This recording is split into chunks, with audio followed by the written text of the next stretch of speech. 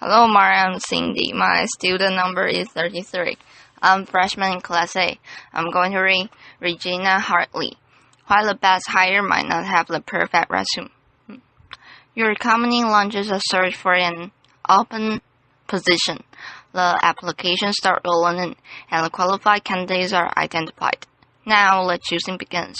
Person A, Ivy League, 4.0, flawless resume. Grad recommendations, all the right stuff. Person B, state school, fair amount of job hopping, and odd jobs like cashier and singing waitress. But remember, both are qualified. So I ask you, who are going to pick? My colleagues and I created very official terms to describe two distinct categories of candidates. We call A, the silver spoon, the one who clearly had advantages and was destined for success. And we call B, the scrapper, the one who had to fight against tremendous odds to get to the same point. You just heard the Human Resources Director refer to people as silver spoons and scrappers. Laughter, which is not exactly politically correct and sounds a bit judgmental. But before my Human Resources certification gets revoked. Laughter. Let me explain. A resume tells a story, and over the years I've learned something about people whose experiences read like a patchwork quilt that makes me stop and fully consider them before tossing their resumes away. A series of odd jobs may indicate inconsistency, lack of focus, unpredictability, or it may signal a committed struggle against obstacles. At the very least, the scrapper deserves an interview. To be clear, I don't hold anything against the silver spoon. Getting into and graduating from an elite university takes a lot of hard work and sacrifice. But if your whole life has been engineered towards success, how will you handle tough times? One person I hired failed because he attended an elite university. There were certain assignments that were beneath him, like temporarily doing manual labor to better understand an operation. Eventually, he quit. But on the flip side, what happens when your whole life is destined for failure and you actually succeed? I want to urge you to interview the scrapper. I know a lot about this because I am a scrapper. Before I was born, my father was diagnosed with paranoid schizophrenia, and he couldn't hold a job in spite of his brilliance. Our lives were one part cuckoo's nest, one part awakenings, and one part a beautiful mind. Laughter. I'm the fourth of 5 children raised by a single mother in a rough neighborhood in Brooklyn, New York. We never owned a home, a car, a washing machine, and for most of my childhood, we didn't even have a telephone. So I was highly motivated to understand the relationship between business success and scrappers, because my life could easily have turned out very differently. As I met successful business people and read profiles of high-powered leaders, I noticed some commonality. Many of them had experienced early hardships, anywhere from poverty, abandonment, death of a parent while young, to learning disabilities, alcoholism, and violence. The conventional thinking has been that trauma leads to distress, and there's been a lot of focus on the resulting dysfunction.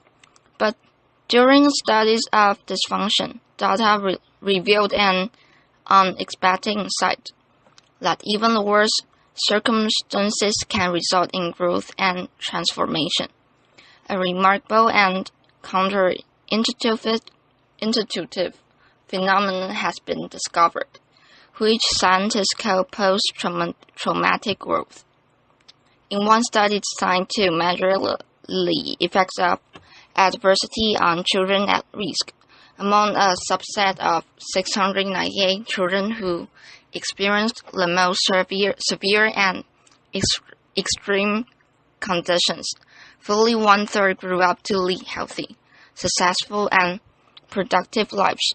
In spite of everything and against tremendous odds, they succeeded. 1/3. Take Liz reason. This guy's parents gave him up for adoption.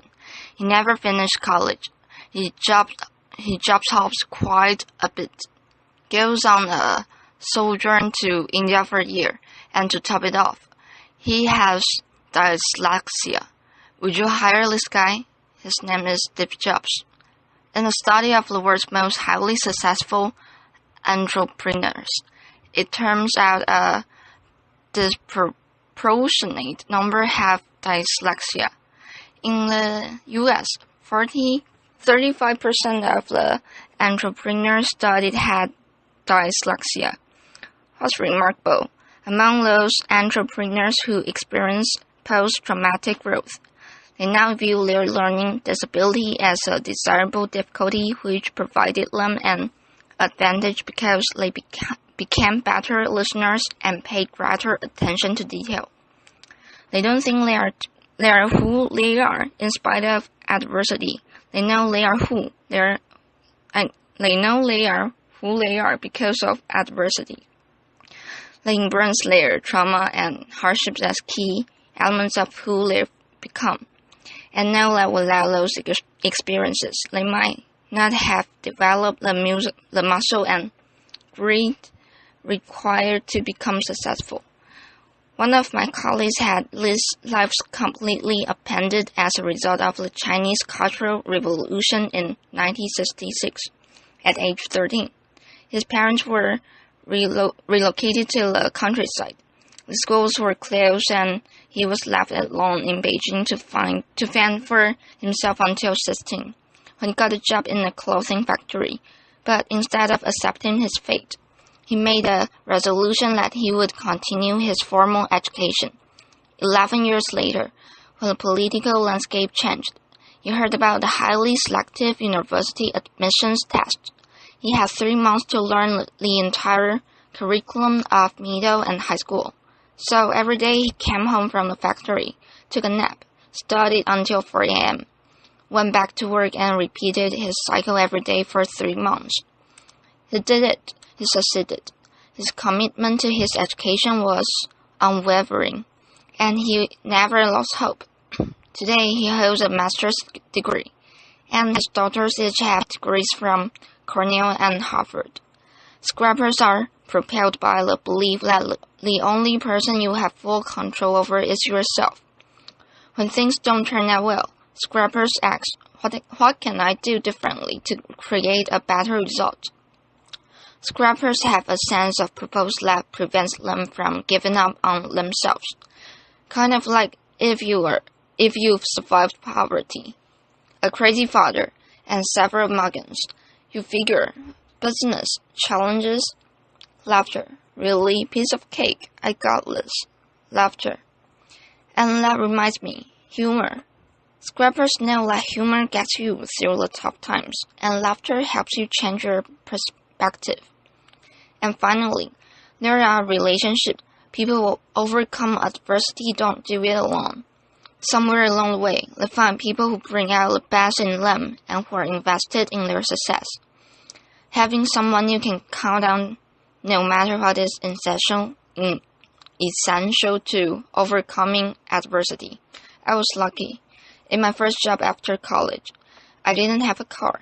So I carpooled across 2 bridges with a woman who was the president's assistant. She watched me work and encouraged me to focus on my future and not dwell on my past. Along the way, I've met many people who've provided me brutally honest feedback, advice, and mentorship.